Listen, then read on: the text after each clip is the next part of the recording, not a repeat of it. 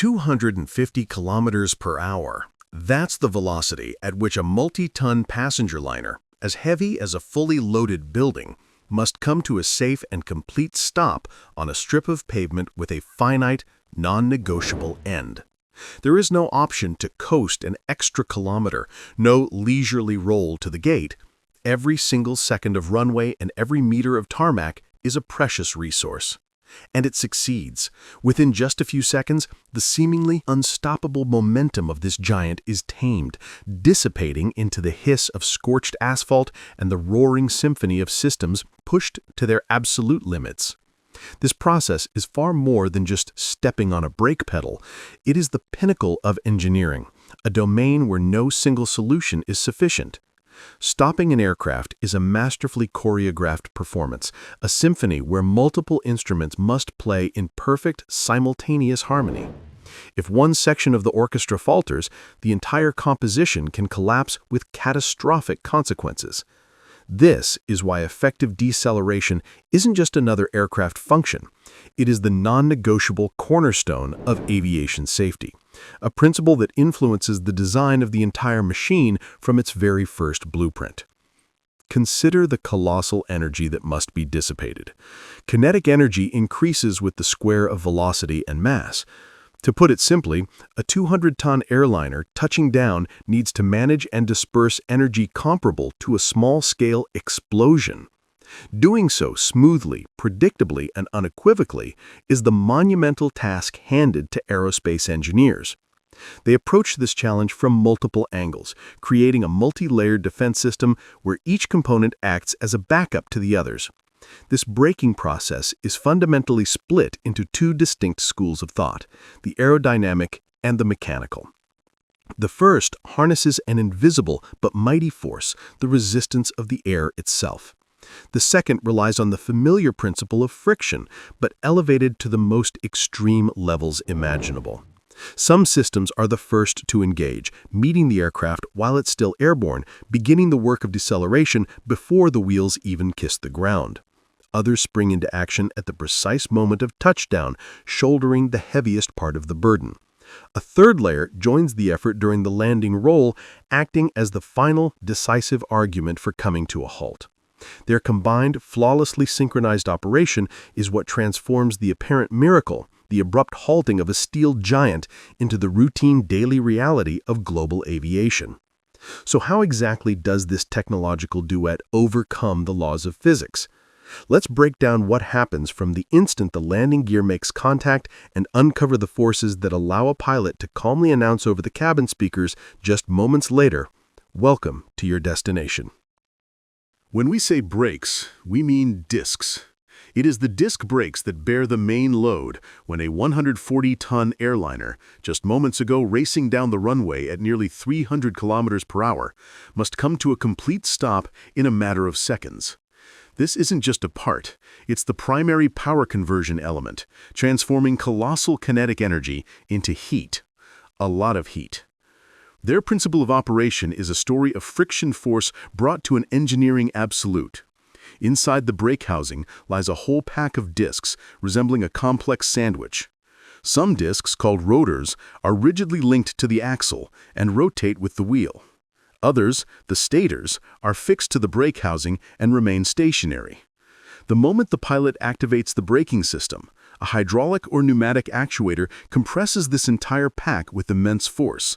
The rotating discs are clamped by the stationary ones, and a powerful frictional interaction erupts between them. The enormous contact area within this multi-disc sandwich is what allows it to absorb the monstrous kinetic energy and force the behemoth to decelerate at a staggering rate. But power without control is a path to disaster. Just like in a car, a locked wheel on a wet or icy runway means a loss of traction and an uncontrollable skid. To prevent this, disc brakes work in tandem with smart electronics, an anti-skid system, the aviation equivalent of ABS. Through sensors on the wheels, the system monitors the slightest signs of locking in real time. Detecting danger, it instantly releases pressure in the brake lines, releasing and immediately reapplying the brake pads. This process repeats multiple times per second, providing intermittent but maximally effective braking. The electronic brain calculates the force more precisely than any pilot, guaranteeing the shortest and safest landing roll, even in the most challenging conditions. However, this efficiency has a downside: thermal shock. All the energy the brakes take from the aircraft doesn't just disappear, it turns into heat, heating the discs to temperatures that can exceed 1,000 degrees Celsius. This is precisely why engineers are constantly battling over materials. Steel is giving way to metal-ceramic composites and carbon. Carbon-carbon brakes are not only lighter, a critically important parameter in aviation, but can also absorb more energy and withstand higher thermal loads. But the overheating problem remains acute. After intense braking on a heavy aircraft, the discs can glow red hot, and there's even a risk of tire fires if the temperature exceeds all design limits. Ground technicians often have to wait for the brakes to cool down before conducting any work.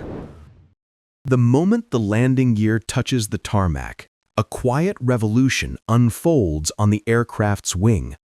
The smooth surface, engineered to generate lift, is deliberately shattered. Powerful panels, spoilers, or interceptor snap upwards.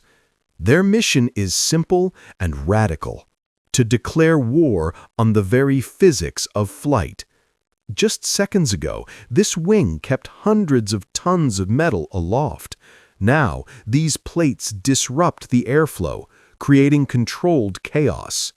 The lift force that held the airliner in the sky plummets, and the aircraft's weight is forcibly transferred onto its wheels with a decisive, necessary thud.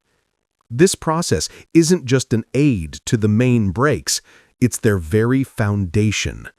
Without spoilers, the wheels, trying to slow a still light plane, would simply lock up or wear out at a catastrophic rate. The spoilers literally slam the aircraft into the runway, transforming it from an air vehicle into a ground vehicle. Simultaneously, they create immense drag. The plane is forced to push through its own turbulent wake, activating a second, independent braking circuit. This 1-2 punch, annihilating lift and creating an air wall, is what allows multi-ton airliners to stop within the limited length of a runway. But their job doesn't end with the flight's finale. At cruising altitude, these same surfaces become virtuoso instruments of control. Need to execute a smooth turn? Raising the spoilers on one wing reduces its lift, causing the aircraft to bank more responsively. This isn't just helping the ailerons, it's an integral part of the system ensuring precision and stability. Furthermore, they give pilots a unique ability to control their rate of descent without throttling the engines back drastically. To lose altitude quickly without picking up dangerous speed, the crew deploys the spoilers. Drag skyrockets, the plane begins to stumble through the air, descending efficiently while the engines remain at a safe, operational temperature, ready for an immediate maneuver. The design of this system is a masterpiece of engineering pragmatism. Take the Boeing 737, for instance. Its wing features 12 of these panels, and nothing here is redundant. Some are flight spoilers, active only in the air, while others are ground spoilers. The latter are the heavy artillery, engaging strictly after touchdown, automatically deploying to maximize the weight on the wheels for instant, effective braking. In professional circles, a clear understanding has long been cemented. Braking is a symphony, not a solo. The mechanical disc brakes are just one instrument in the orchestra. The moment the wheels screech against the runway, a powerful roar surges, and you're pressed firmly into your seat. This isn't just a sound effect, it's the activation of one of the aircraft's most powerful braking mechanisms: reverse thrust. In that instant, the engine ceases to be a source of forward motion and transforms into the primary assistant in halting the multi-ton machine. Its operating principle undergoes a radical shift. While in flight, it violently expels a jet of gases backward to propel the plane forward. But now, its task is to redirect that energy in the opposite direction, creating a powerful force that literally pushes back against the momentum. Technically, this is achieved through a system of vanes or clamshell doors, normally concealed within the engine cowling. The moment the plane touches down, the pilot activates them via specialized levers. These elements deploy, blocking the exhaust gas's usual path to the rear. Instead, the jet stream is redirected at a specific angle, forward and sideways. This generates reverse thrust, that very force which actively counteracts the aircraft's inertia and rapidly bleeds off its speed. This isn't merely disabling thrust, it's a complete functional repurposing, where the engine begins working towards stopping the aircraft. For turboprop planes, the mechanism is different, but the goal is identical. Their reverse thrust is achieved by altering the angle of the propeller blades. The blades are rotated, and while the propeller continues to spin in the same direction, it begins to push air from the front to the back. This creates a reverse thrust effect, analogous in its braking action to that of jet engines. Using reverse thrust isn't just a recommendation, it's a critical safety element. It drastically reduces the landing roll distance, which is especially vital on wet, icy, or short runways, where the effectiveness of standard wheel brakes plummets. Furthermore, it spares the brake system itself from colossal overloads and overheating by sharing the deceleration load. Consider the immense force required to stop an object weighing tens of tons moving at 250 kilometers per hour. Reverse thrust shoulders a significant part of this work, preserving the lifespan of brake pads and discs. However, this power has its own limitations. Pilots use reverse thrust most intensively only in the initial phase of the landing roll, when speed is still high. After decelerating to a certain value, usually around 60 or 70 knots, it is disengaged. This is done for safety reasons. At low speeds, the risk of ingesting foreign object debris, or FOD, from the ground into the engine increases, which could lead to damage. Interestingly, on some aircraft types, reverse thrust has found an unconventional application for backing up without the need for a tug, enhancing the liner's autonomy on the ground. Thus, reverse thrust is not merely a part of the landing procedure. It is the result of engineering ingenuity that turns the aircraft's main source of movement into its most powerful brake. It converts the kinetic energy of flight into a controlled force of resistance, making every landing not only a spectacular sight, but also maximally safe and predictable. The automated braking system, or auto brake, is like a robotic race car driver hired by the pilot while still in the air. Before touchdown, the crew selects a preset mode, ranging from a comfortable deceleration on a dry day to maximum intensity for a short or wet runway. The instant the main gear tires scrub against the concrete, the system isn't just ready, it's already in motion. Its key advantage is the elimination of the reflex delay. While the pilot shifts attention from managing the wings to steering on the ground, the auto brake is already applying the brake pads to the discs with precisely calculated constant force.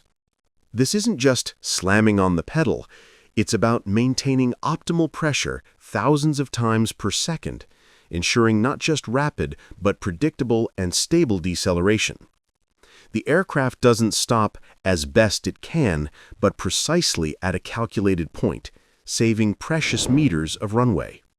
But what if the braking is too aggressive? On a dry surface, a wheel can lock up, and on a wet or icy one, it can start to hydroplane, causing the plane to lose directional control. This is precisely where the anti-skid braking system, ABS, comes into play. A tireless supervisor monitoring the rotation of every single wheel. Its job is micromanagement at the highest level. Sensors constantly track rotational speed. If one wheel suddenly begins to slow down faster than its peers, a telltale sign of an impending lockup, the system doesn't wait a millisecond. It instantly releases the brake pressure on that specific wheel, allowing it to regain traction with the runway, and immediately reapplies the brakes. This cycle of brake, release, brake happens at a frenetic frequency that is physically impossible for a pilot to replicate. The wheel avoids lockup, the plane prevents a skid, and its nose remains obediently pointed in the intended direction. This system is the pilot's greatest ally when landing in a downpour or snowstorm, remaining active until the aircraft slows to a walking pace. But what if the situation is critical and you need to stop not after takeoff, but instead of it? For this, there is the rejected takeoff mode. This is the heavy-duty setting, activated during the takeoff roll if something goes wrong. In this scenario, the auto brake harnesses the full available power of the brakes to halt hundreds of tons of accelerating metal as swiftly as possible. It is an emergency brake lever activated not by a simple pull, but by hydraulics engineered for extreme loads. Together, these technologies form an intelligent braking circuit. They don't just replace the pilot, they multiply their control over the situation. The system handles the routine yet superhumanly fast work, leaving the human in charge of strategic decisions and the ability to take manual control at any moment. This isn't blind faith in automation, but a smart distribution of tasks within the pilot-machine team.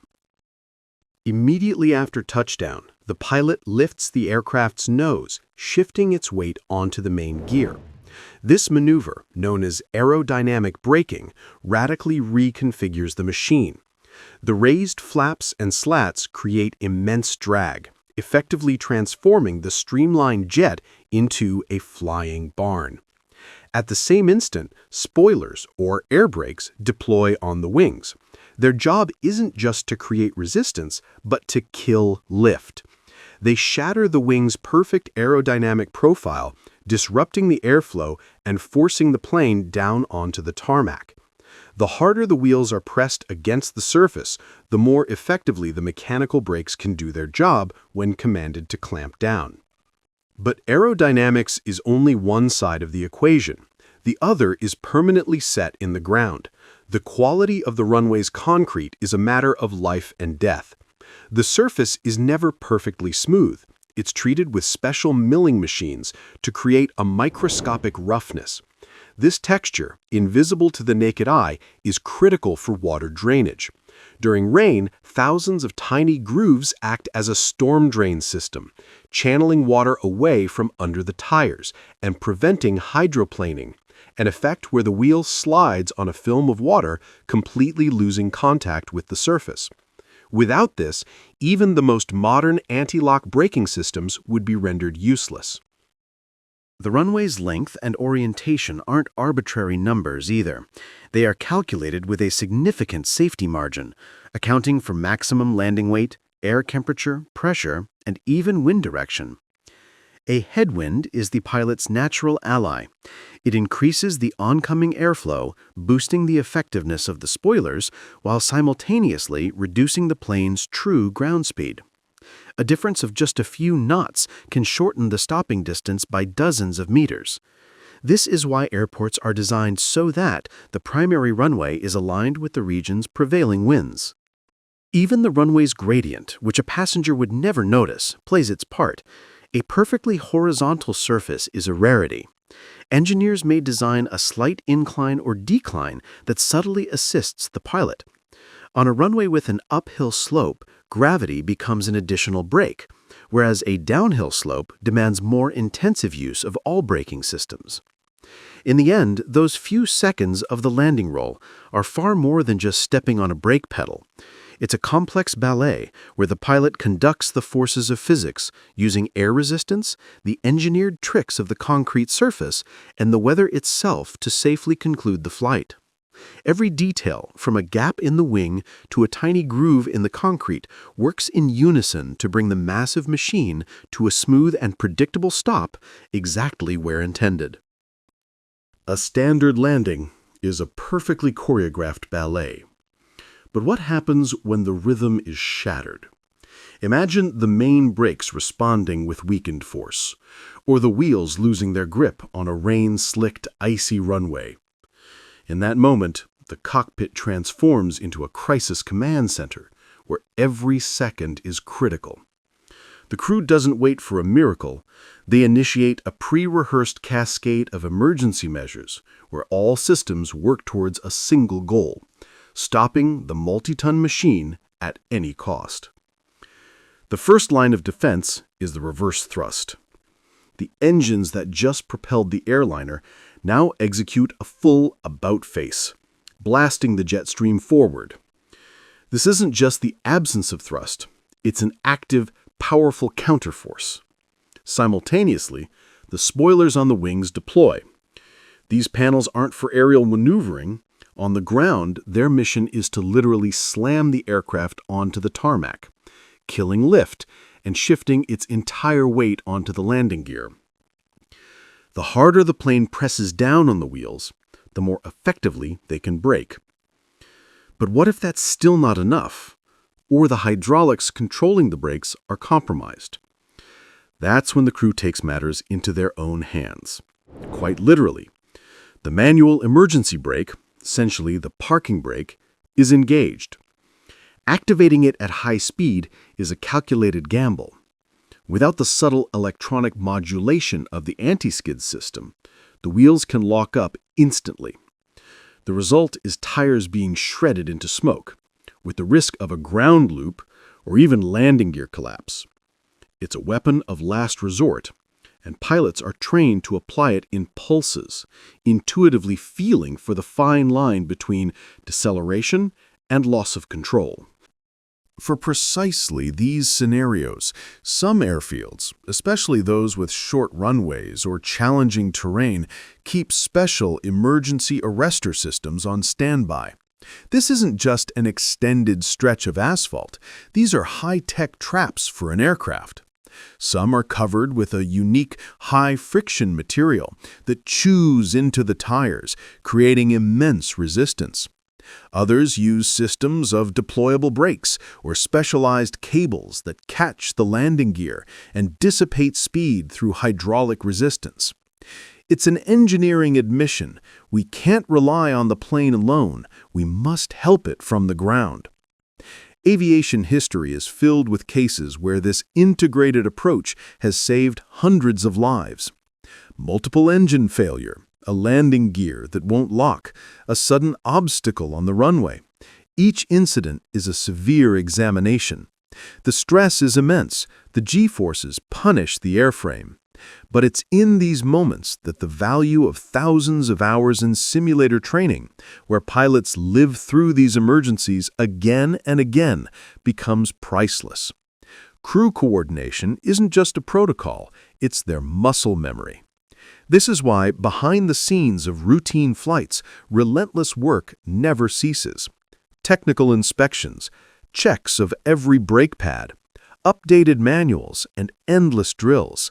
The reliability of emergency braking isn't just a set of technologies. It's a living organism composed of metal, digital signals, and human composure, ready to activate in the few seconds that separate a normal flight from a potential catastrophe.